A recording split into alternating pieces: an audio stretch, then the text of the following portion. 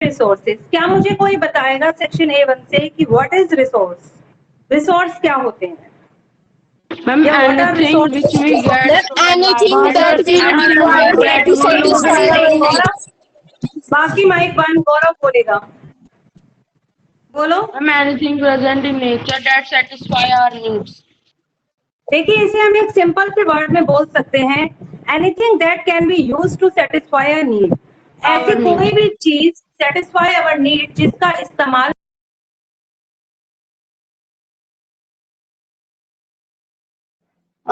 तो Yes.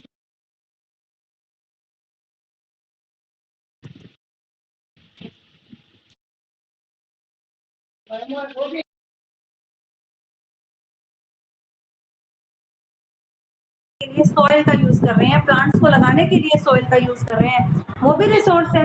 Water का use कर रहे हैं हम, वो भी रिसोर्स है। हम अपने फर्नीचर बना रहे हैं, लकड़ियों का इस्तेमाल कर रहे हैं, वो भी रिसोर्स है। एनीथिंग, कोई भी ऐसी चीज जिसका इस्तेमाल हम अपनी जरूरत को पूरा करने के लिए करते हैं, वो रिसोर्स कहलाते हैं। लेकिन बेटा, ऐसा नहीं कि रिसोर्सेज के बारे में हमें बहुत पहले से पता था।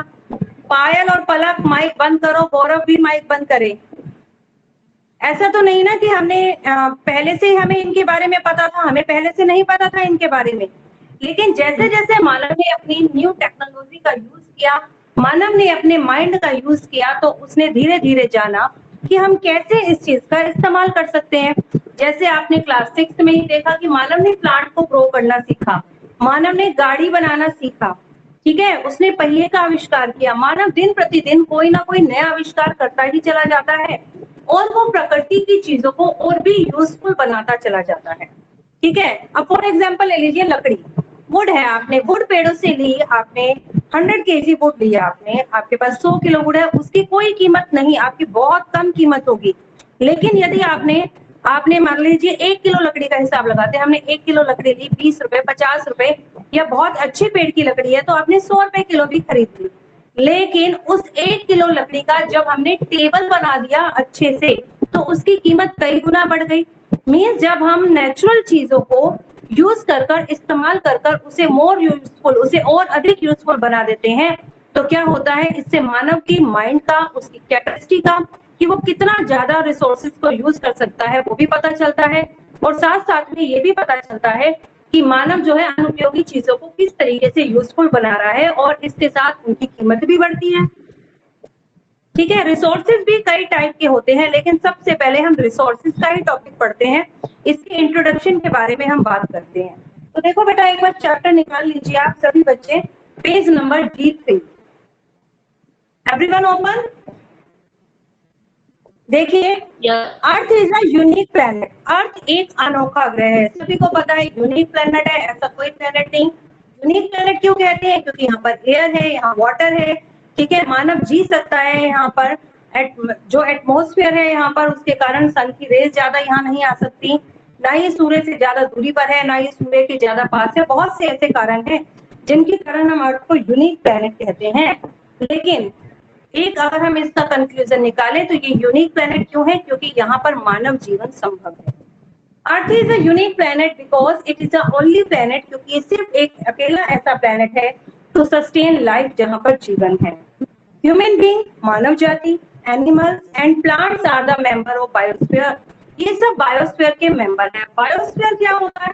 हमने चारों स्फीयर के बारे में पढ़ा था। एटमॉस्फेयर जो वाटर पार्ट है, ठीक है, लिथोस्फीयर जो आपका लैंड पार्ट है, एटमॉस्फेयर आपका वायुमंडल का पार्ट। जहां पर ये तीनों मिलते हैं और वहां पर जीवन पॉसिबल होता है, मतलब जहां पर लैंड, एयर एंड वाटर तीनों मीट मिलते हैं, ऐसी जगह पर ही मानव जीवन संभव हो पाता है, उसे हम बायोस्फीयर कहते हैं। तो बायोस्फीयर के जो मेंबर्स हो गए वो कौन कौन हो गए? ह्यूमन बींग्स हो गए, एनिमल्स हो गए एंड प्लांट्स हो गए। जितने भी क्रिएचर्स हैं अर्थ के, वो सभी आ गए इसमें। Man is known to be the most intelligent among animal, लेकिन मानव जो है एनिमल से भी बहुत ज्यादा इंटेलिजेंट माना जाता है। All the boundless assess. What is the meaning of boundless assess? पता है किसी को? बाउंडलेस मतलब असीम, जितनी भी असीम, असेस्ट मैंने संपत्ति, इतनी असीम संपत्ति हमें प्रकृति ने दी है, हमें अर्थ ने दी है। Available on the earth it's wealth. उसके प्राकृतिक धन के रूप में, प्राकृतिक वेल्थ के रूप में उसने हमें बहुत सारी संपत्ति दी है। When these assets to be used to satisfy human needs, जब हम इन संपत्ति का यूज करते हैं मानव की किसी भी जरूरत को पूरा करने के लिए, and want they are non resources, तो उन्हें रिसोर्स कहा जाता है। और सिंपल सी डेफिनेशन क्या हो गई, anything that can be used to satisfy a human need known as resource. देखिए, through the thousand of natural elements, thousands of natural elements occur in the environment. Not all of these are resources. Thousand of natural elements, कई हजारों की संख्या में प्राकृतिक तत्व हैं कहां पर, अकर इन द एनवायरमेंट, हमारे पर्यावरण में कई हजारों की संख्या में प्राकृतिक तत्व पाए जाते हैं। But not all these are resources, लेकिन उन सभी को हम रिसोर्सेज नहीं कहते। रिसोर्सेज उन्हें कहते हैं जिन्हें मानव ने यूज करना सीख लिया है। दे मस्ट बी ट्रांसफॉर्म, उन्हें परिवर्तित किया जाता है, कंज्यूम्ड, उनका यूज किया जाता है, to be able to provide benefit, ताकि वो हमें बेनिफिट दे पाए। Thus many material which can be transformed in many ways, इस तरीके से जो भी मटेरियल जिसको हम ट्रांसफॉर्म कर देते हैं कई तरीकों से, इट बिकम मोर वैल्यूएबल, तो बहुत वैल्यूएबल हो जाता है। जैसे मैंने अभी आपको वुड का एग्जांपल बताया था, वुड से फर्नीचर बन गया, आयरन से आपके आयरन गेट बन गए, विंडोज बन गए, लोहे का इस्तेमाल हम बिल्डिंग्स में करने लग गए, तो वो ज्यादा वैल्यूएबल हो गया and useful to satisfy need, और वो यूजफुल हो गया ताकि वो मानव की नीड्स को सेटिस्फाई, मानव की नीड्स को संतुष्ट कर पाए, तो उसे हमने कहा resource. The benefit that resources provide to human being, ऐसे बेनिफिट्स दैट रिसोर्सेज प्रोवाइड, वो फायदे जो हमें रिसोर्सेज प्रदान करते हैं, उससे क्या होता है, to human being are increase wealth, मानव की धन संपत्ति बढ़ती है, इम्प्रूव लाइफस्टाइल, मानव के जीवन जीने का ढंग बदलता है, एंड हाई वेलबींग, और वो अच्छे तरीके से जीवन को व्यतीत करता है। जब आप देखिए मानव का स्टेटस कैसे बढ़ता है, मानव का स्टेटस, पहले मानव गुफाओं में रहता था, धीरे धीरे उसने मिट्टी के घर बनाने शुरू किए, फिर उसने ईंटों को पकाना शुरू किया, कई नए तरीकों का मटेरियल बनाकर मानव ने घर बनाए, वो रोड बनाने लग गया, उसने बहुत सारे नई चीजों का इस्तेमाल करना सीखा, एसी बना दिए, फैन बना दिए, लाइट्स का इस्तेमाल करना सीखा, और आपके ट्रांसपोर्ट के कितने कार है, बस है, स्कूटर है, मानव बनाता चला गया, तो उसका लाइफस्टाइल, उसके लाइफ का स्टेटस भी चेंज होने लग गया। ठीक है, जब मानव को प्रकृति की चीजों के बारे में पता तो था कि प्रकृति हमें ये चीजें दे रही है, लेकिन वो उनका यूज करना नहीं जानता था, तो वो मानव को ज्यादा वेल्दी, उसके लाइफस्टाइल को कोई इफेक्ट नहीं करते थे। लेकिन जैसे जैसे मानव इनका यूज करता जा रहा है, मानव का लाइफस्टाइल भी चेंज होता चला जा रहा है। आगे देखिए, for example, coal and petroleum, natural gas have existed in the earth crust since the time of immemorial। देखिए, इमेमोरियल का मतलब होता है बहुत ही प्राचीन समय से। फिर कोयला, पेट्रोल, नेचुरल गैस हमारी अर्थ की क्रस्ट में बहुत ही प्राचीन समय से है, लेकिन मानव ने इनका यूज करना तो जब सीखा जब मानव ने स्टीम इंजन बनाया, वो चूल्हे में करने लग गया, फिर उसकी स्टीम से उसने इंजन बनाया, और उसके बाद में गाड़ियां बनी, तो पेट्रोल का, कोयले का इस्तेमाल होने लगा। But these become energy resources, लेकिन ये ऊर्जा के संसाधन तब बने व्हेन मैन डिस्कवर्ड देम, जब मानव ने इनको खोजा, इनको खोज के निकाला, एंड डेवलप टेक्नोलॉजी, और उसने अपनी तकनीक को, अपनी टेक्नोलॉजी को विकसित किया टू यूटिलाइज दिस मटेरियल, ताकि वो इन मटेरियल का यूज कर सके फ्यूल के रूप में। मानव ने अपने माइंड का यूज कर इन्हें और भी यूजफुल बना दिया।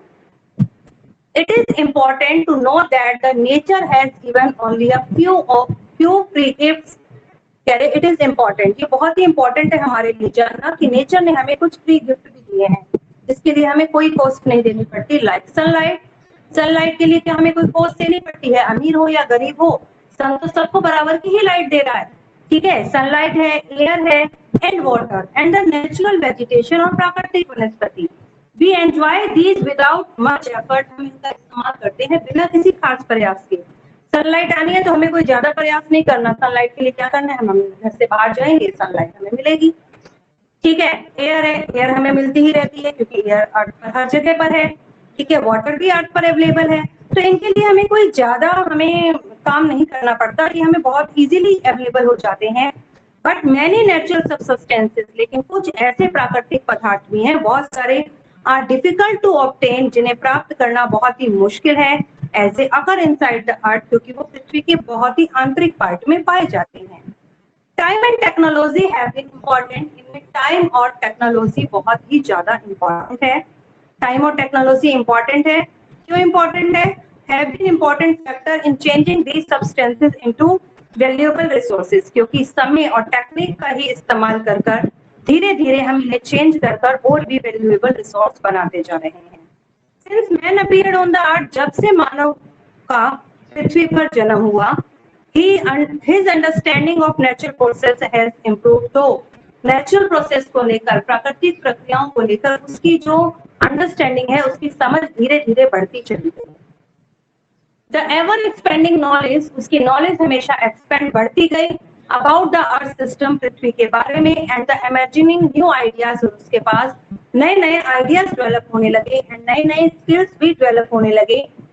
Enable man to create new technology, ताकि वो नई नई टेक्नोलॉजी का इस्तेमाल कर सके। नई नई टेक्नोलॉजी का इस्तेमाल करने के लिए वो योग्य हो गया, वो अपने नॉलेज का यूज करने लगा।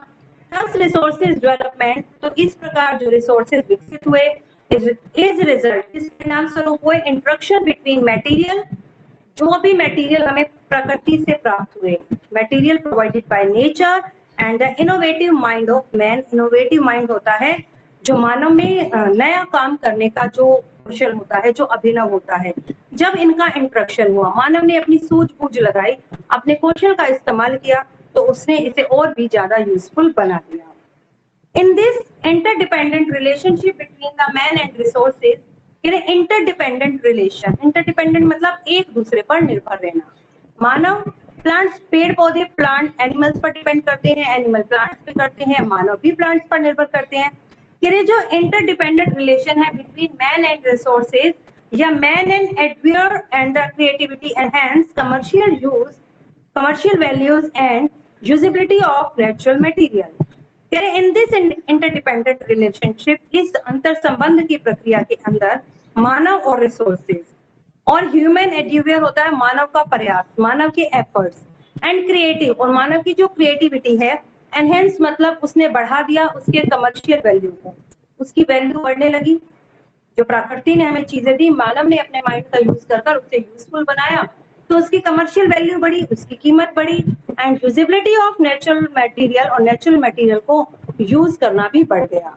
It is important to understand, ये समझना बहुत जरूरी है, that while men play a unique role in the resources development, कि मानव बहुत ही यूनिक रोल, एक इम्पोर्टेंट रोल निभाता है रिसोर्सेज के डेवलपमेंट में, रिसोर्सेज को और भी ज्यादा यूजफुल बनाने में और उन्हें विकसित करने में। He himself is also an important resources, क्योंकि वो खुद भी तो एक रिसोर्स है, मानव खुद भी एक इम्पोर्टेंट रिसोर्स है, और सबसे ज्यादा इम्पोर्टेंट रिसोर्स हम मानव को ही कहते हैं, क्योंकि मानव ही अपने माइंड के इस्तेमाल कर इन बाकी मटेरियल को भी यूज करता है।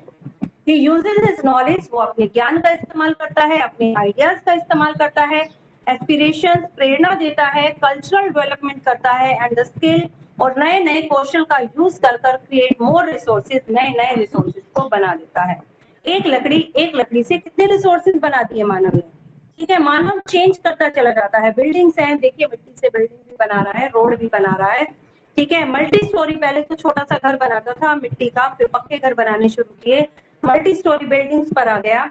प्लास्टिक की कितनी ही चीजें बनती जा रही हैं, लोहे की कितनी चीजें बनती चली जा रही है, तो मानव दिन प्रतिदिन उसको और भी यूजफुल बनाता जा रहा है। For example, the invention of producing steam by burning coal, कि मानव ने आविष्कार किया कि उसने स्टीम, भाप का आविष्कार किया, बर्निंग कोयल, कोयले को जलाकर। जब उसने कोयले को जलाया तो उसने देखा कि इससे स्टीम निकल रही है। तो एक बार क्या था, एक छोटा बच्चा था जिसने स्टीम इंजन का आविष्कार किया। उसने देखा बच्चों कि कोयले से स्टीम बनती है ना, तो उसने क्या किया कि कोयले की भट्टी जल रही है, वो चाय बनाता था उसके ऊपर, ठीक है। उसने चाय का पतीला रखा, तो उसने देखा पानी से जो स्टीम बन रही है, उस स्टीम के कारण पानी में उबाल जल्दी आए, उसने उसके ऊपर ढक्कन लगा दिया। अब जब उसने उसके ऊपर ढक्कन लगा दिया तो क्या हुआ, जब पानी तेज तेज उबलना शुरू हुआ तो वो ढक्कन ने भी हिलना शुरू किया और वो ठक ठक की आवाज करनी शुरू कर दी। क्या आप कभी बच्चों ने ऐसा नोट किया है? ऐसा होता है जब पानी तेज तेज बॉयल होता है तो उसके कारण बर्तन के ऊपर जो ढक्कन लगाया होता है वो भी थोड़ा थोड़ा हिलने लगता है और साउंड करने लगता है। पता है आप सभी को? आवाज आ रही है मेरी? Yes ma'am. ठीक है, तो आप लोगों ने क्या कभी ऐसे नहीं देखा, आप एक स्टील के पतीले में पानी रखिए, पानी ज्यादा होगा और ढक्कन अगर उसके ऊपर थोड़ा सा भी हल्का है तो वो उठने लगेगा और उससे साइड से स्टीम बाहर आएगी और ढक्कन भी थोड़ा थोड़ा टैप करेगा। तो ठीक है, जब उस बच्चे ने ये देखा तो वो सोचने लगा कि ये पानी, थोड़ा सा मैंने पानी रखा, ठीक है, कोयला नीचे जल रहा था, ऊपर मैंने पानी रखा और इस पानी की भाप में इतनी शक्ति थी कि इसने एक ढक्कन को उठाना शुरू कर दिया और वो ढक्कन, इतना बड़ा ढक्कन है और वो ढक्कन भी हिलने लगा उस पानी की स्टीम से। तो उसके माइंड में ये आइडिया आया कि स्टीम कितनी पावरफुल है। धीरे धीरे इस आइडिया का यूज कर कर उसने स्टीम को यूज कर कर उसने स्टीम इंजन बनाया। मतलब वो इंजन कहते हैं जब ये इस ढक्कन को हिला सकता है तो मीन्स ये चीजों को आगे भी लेकर जा सकता होगा। तो उसने स्टीम इंजन का बनाया, उसने एक छोटा सा इंजन बनाया और स्टीम का इस्तेमाल कर कर उसे आगे की तरफ मूव किया। तो आपका जो ये कोयले स्टीम इंजन आते थे, आप आजकल आपकी ट्रेन इलेक्ट्रिसिटी से चलने लग गई, पहले वो कोयले से ही चलती थी। आगे जो इंजन बना होता था वहां पर एक पूरी मशीन लगी होती थी जिसके अंदर कोयले को डालते चले जाते थे, वहां पर एक लेबर खड़ी रहती थी, ठीक है, वो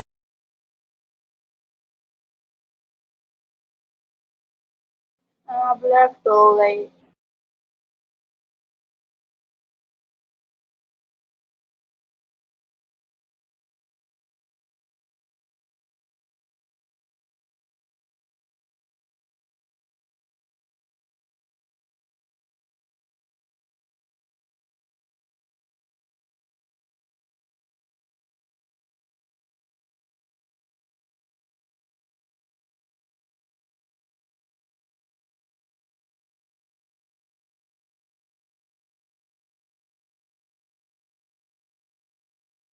बारे में हम कल बात करेंगे।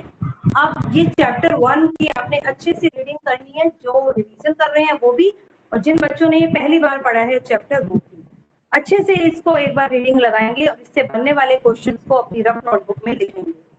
अब मैं आपको कुछ क्वेश्चन चैप्टर नंबर 5 जो हमारा सिविक्स का चल रहा था उसके क्वेश्चंस भी आज ऐप में भेजने वाली हूँ। 7 क्वेश्चंस आएंगे आज आपके पास में। देखिए, फर्स्ट क्वेश्चन होगा उसमें आपका, name the highest judicial body in India. Highest judicial body, highest judicial body का मतलब समझते हैं, देश में सबसे बड़ी न्यायिक व्यवस्था कौन सी है? Supreme court. कौन सी है बेटा? Supreme court. Question number 2, who appoint the chief justice and other जजेस ऑफ द सुप्रीम कोर्ट। की चीफ जस्टिस, तो मुख्य न्यायाधिकारी का जो दूसरे जजेस हैं उनको कौन अपॉइंट करता है? President. President. Mention any three qualifications that have been laid down for a judge of the Supreme Court. कह रहे सुप्रीम कोर्ट का जज बनने के लिए कौन कौन सी क्वालिफिकेशन होनी चाहिए? 3 क्वालिफिकेशन लिखी है हमने। एक तो है must be a citizen of India, Bharat का नागरिक हो, हैव बीन अ जज of a high court for at least 5 year, या 5 साल के लिए हाई कोर्ट का वो जज रह चुका हो, या have been advocate of a high court for at least 10 year, या 10 साल के लिए वो हाई कोर्ट में वकालत कर चुका हो। 10 साल के लिए वकील रह चुका हो हाई कोर्ट में, या 5 साल के लिए हाई कोर्ट में जज रह चुका हो, और साथ साथ में वो भारत का नागरिक भी हो। Question number 4, what is the tenure of the जज of high court. High court के जज का कार्यकाल कितना होता है? तो जज का कार्यकाल कितना होगा? क्या 5 साल के बाद जजों को चेंज कर दिया जाता है?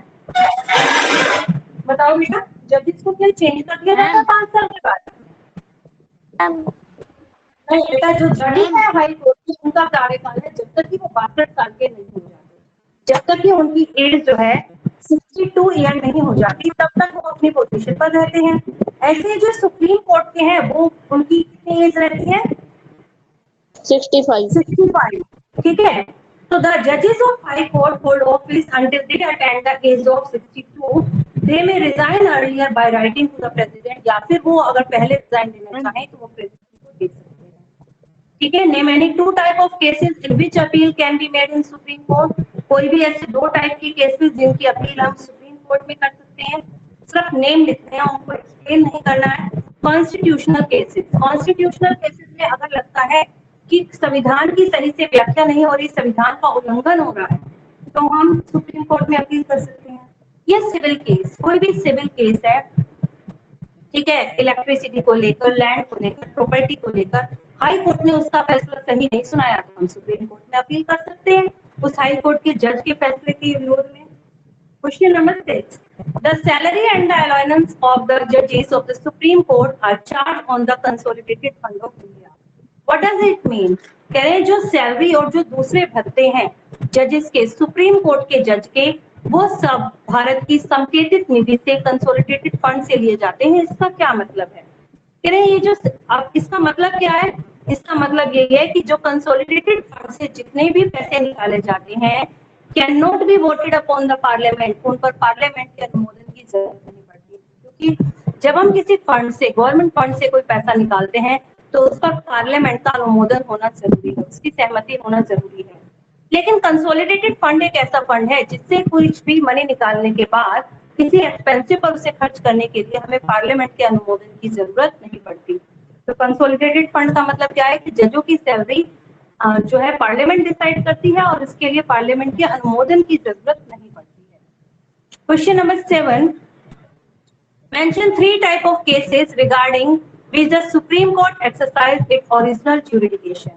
अपने ओरिजिनल ज्यूरिडिकेशन में, अपने क्षेत्र अधिकार के अंदर, ओरिजिनल क्षेत्र अधिकार के अंदर किस प्रकार के केसेस को सुनता है सुप्रीम कोर्ट? तो फर्स्ट केस है उसका a dispute between the government and the India and one और मोर स्टेट, कि मतलब वो गवर्नमेंट ऑफ इंडिया, मतलब एक तरफ तो झगड़ा उत्पन्न होना, यदि एक तरफ तो भारत सरकार है और दूसरी तरफ आपकी स्टेट से, उनके बीच में कोई झगड़ा हो गया, मतलब हरियाणा सरकार ने सेंट्रल गवर्नमेंट के साथ कोई झगड़ा हुआ तो उसके लिए कोई केस आया तो सुप्रीम कोर्ट देखेगी। या फिर डिस्प्यूट बिटवीन 2 और मोर स्टेट, या 2 और 2 से ज्यादा राज्यों के बीच में कोई झगड़ा उत्पन्न हुआ, जैसे आपने लास्ट ईयर पढ़ा था कावेरी नदी के पानी को लेकर 2 राज्यों के बीच में झगड़ा उत्पन्न हो गया कि दोनों राज्य चाहते थे कि पानी उनके राज्य को मिले, ठीक है, तो ऐसे में सुप्रीम कोर्ट फैसला देती है।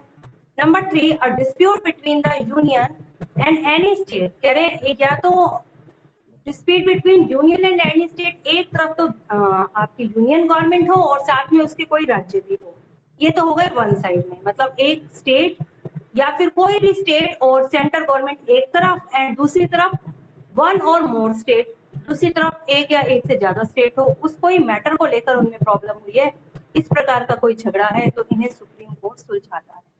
तो बेटा ये 7 क्वेश्चंस आज मैं आपको ऐप में भेजने वाली हूँ, आप चैप्टर नंबर 5 के ही 5 क्वेश्चन, 7 क्वेश्चन भी कंप्लीट कर लेना। अब नोटबुक चेक कर लो, नोटबुक चेक कर लो। पहले मुझे देखने दो, मैंने कुछ बच्चों के घर कॉल किया था, अलग पायल, हिमांशु और तनु, है ना, जुड़ी भी है, नमन। नमन, इसमें से कौन सा बच्चा ऐसा है जो पहली बार ही आ रहा है क्लास में? मुस्कान, बेटा डेली अटेंड करना आप। हिमांशु कभी कभी आता है। हिमांशु और तन्नू 2 भाई बहन है ना बेटा, ये कहते हैं कि इनका नेट खत्म हो जाता है। बताओ, अगर आपके पास 1.5 GB नेट है ना, एक क्लास को लेने में 2 GB नेट भी नहीं लगता है। मैं 2 क्लासेस लेती हूँ, मेरी 350-400 MB के अंदर क्लासेस कंप्लीट हो जाती हैं दोनों, तो आपका कैसे पूरा नेट लग जाता है भाई? बस 200 MB लगता है। बहाने मत लगाया करो, बहाने नहीं लगाने। और अब मैं आपको बताऊं, सब बच्चे अपने नाम के आगे अपनी आईडी डालेंगे। अभिमन्यु अपनी क्लास आईडी, ठीक है, सब बच्चों ने अपनी स्टूडेंट आईडी डालनी है सभी ने, ठीक है। और इसके साथ में एक काम और करना है आप लोगों ने, आदित्य अंश है ये, हनी, हनी माइक ऑन कर, हनी माइक ऑन करो। और बेटा एक बात और बताऊं, जितने भी बच्चे क्लास में आते हैं और क्लास को लीव करते हैं, जो अटेंडेंस का कॉलम है ना, मैं आपके पेरेंट्स के पास भेजने वाली हूँ, उसमें साफ साफ पता चलता है कितने बच्चों ने क्लास ली और कितने % क्लास ली, मतलब वो 70% क्लास में रहा या 80% क्लास में, या फिर वो 90% क्लास में रहा। साथ में वो रेशो भी आता है, या वो आते ही लीव हो गया क्लास से, 2% या 5%, कितनी क्लास अटेंड की वो भी उसके अंदर पूरी परसेंटेज आ जाती है। आपको देखें 104 बच्चों का एनरोल है और यहाँ पर अभी सिर्फ 19-20 तक पहुंचे थे बच्चे और अब तो 13 ही रह गए। इनके तो नेटवर्क प्रॉब्लम ही बहुत ही हो जाती है भाई, ऐसे काम नहीं चलेगा। क्लासेस पूरी लेनी है वरना मैं फिर जो डेली क्लास नहीं लेगा ना रिमूव कर दूंगी उसे यहाँ से। तो जब मैम देखेंगी तो अपने आप ही देखेंगी कि अप्रूवल ही नहीं आया इस बच्चे का, फिर देखते रह जाना अपना। ठीक है, अब विशाखा अपनी नोटबुक दिखा दे मुझे। विशाखा मैम मैं बोलो अपनी विशाखा। नोटबुक क्या नमन क्या कह रहे हो आप? मैम मैं अपने नोटबुक लिया हूँ क्या कह रहे हो? मैम आप अभी नोटबुक चेक कर रही हो?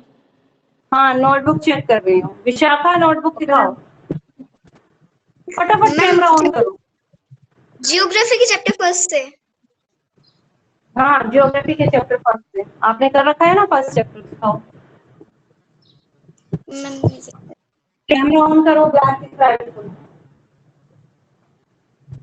कर लिया। कर दिया। ज्योग्राफी का चैप्टर फर्स्ट, चैप्टर नंबर 2 निकाल। चैप्टर नंबर 2 ना मेरा। एक सेकंड रुक जाओ। विशाखा नाम, नाम कहाँ पर था? इसमें एक तो मनीषा ने क्लास, सॉरी किसने क्लास ली है अभी? मुस्कान ने। मुस्कान A1 सेक्शन से। नाम नोट कर लो ना इनके। अमन आप तो लेते हैं ना क्लास में, पहली बार ले रहे हो आप? हाँ मैम मैं हर रोज लेता हूँ मैम, पर मेरी हर क्लास रोज कभी कभी सेक्शन बीच बताओ ना, में हट सेक्शन जाती बताना है। बेटा। Ma'am A5। एक फाइल, एक मिनट, हाँ ठीक है। नमन यादव लिखा है क्लास। यहाँ पर क्या परी और प्रिंस नाम से कोई आइडिया आई है? प्रिंस अग्रवाल माइक ऑन कर। विशाखा एक सेकंड रुक जाओ। प्रिंस और परी अपनी नोटबुक ओपन कर रखो, आपकी नोटबुक चेक करूंगी इसके बाद। चलो विशाखा दिखाओ बेटे। ये हम जब दिखा देते फिर चैप्टर 3। आपका बेटे ब्लैंक, हाँ चैप्टर 1 हो गया, 2 निकालिए ना। पेज पलटते जाओ जल्दी जल्दी, पेज पलटो, पेज टर्न करो विशाखा। हम कर रहे हैं। विशाखा पेज टर्न करो। हम कर। चलो चैप्टर 3 निकालो, चैप्टर 1 मेरा ऑफ सिविक्स निकालो, चैप्टर 1 ऑफ सिविक्स।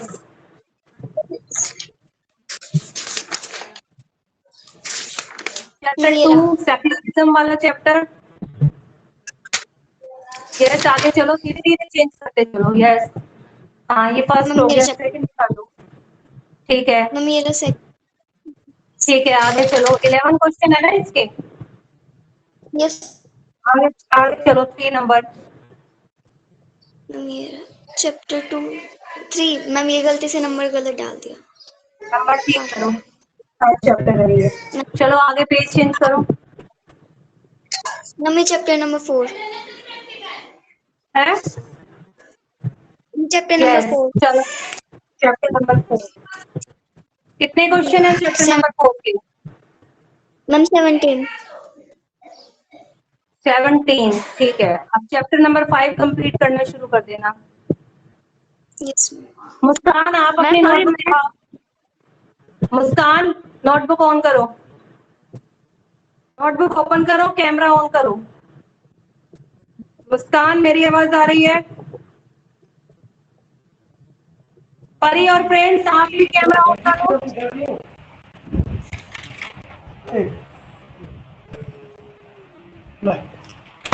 ये किसने दिखाई है? किसकी नोटबुक है ये? मुस्कान दिखाओ बेटा, मैम चेंज हमारी है। करो बेटा, अच्छे से नजर नहीं आ रहा मुझे।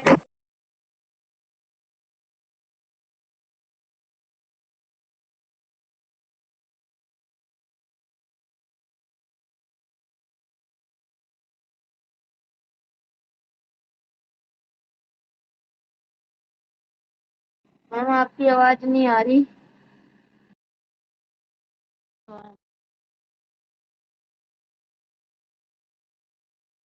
मैम आपकी आवाज नहीं आ रही।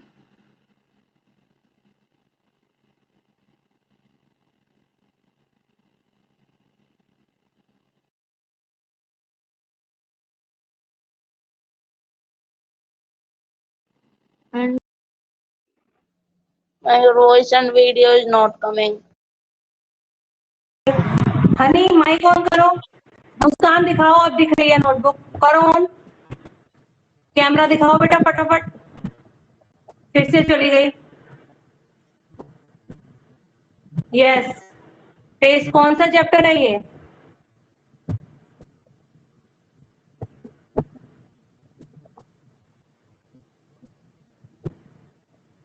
चैप्टर 2 है।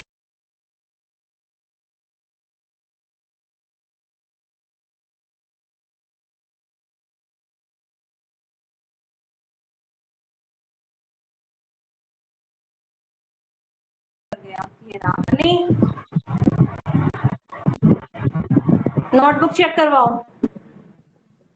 ओपन करो। मैंने 4 बच्चों के नाम लिए, मुस्कान, हनी, प्रिंस और परी। जल्दी दिखाइए। मैं नंबर बाकी बच्चे लीव कर दो, ये 4 बच्चे रहेंगे यहाँ पर, बाकी लीव कर दो। Ma'am thank you ma'am. Honey देखो, मैम बोलो। मैम हमारे पास चैप्टर 4 रह रहा है, देखना। बेटा मेरे को तो एक भी पन्ना पलटते हुए नहीं दिखा आपका। कंप्लीट है आपके सारे चैप्टर 1 2 3 ज्योग्राफी के। मुस्कान, यस मैम। सारा कंप्लीट है आपका? Yes ma'am.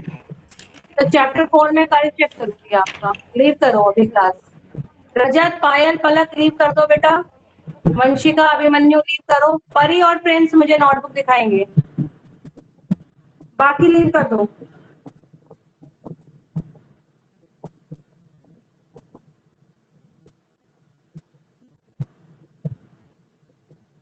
बाकी लीव करो।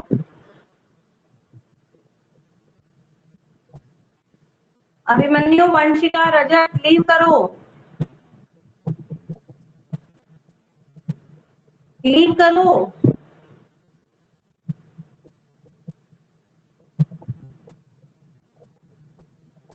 रजत, मेरी आवाज आ रही है बेटा? माइक ऑन करियो। रजत, रजत, वंशिका, प्रिंस और परी, मेरी आवाज आ रही है? यस, किसकी नोटबुक है ये, प्रिंस की या परी की? मैम परी की। दिखाओ फिर। दिख नहीं रही मुझे, फटाफट और दिखाओ। ब्लैंक दिख रहा है, कैमरा ऑन करो।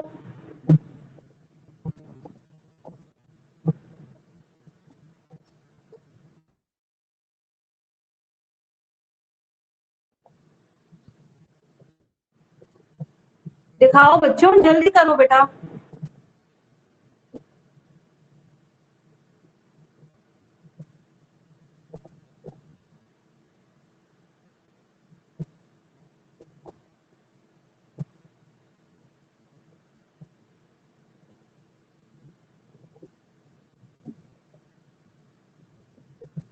दिखाओ प्रिंस और परी।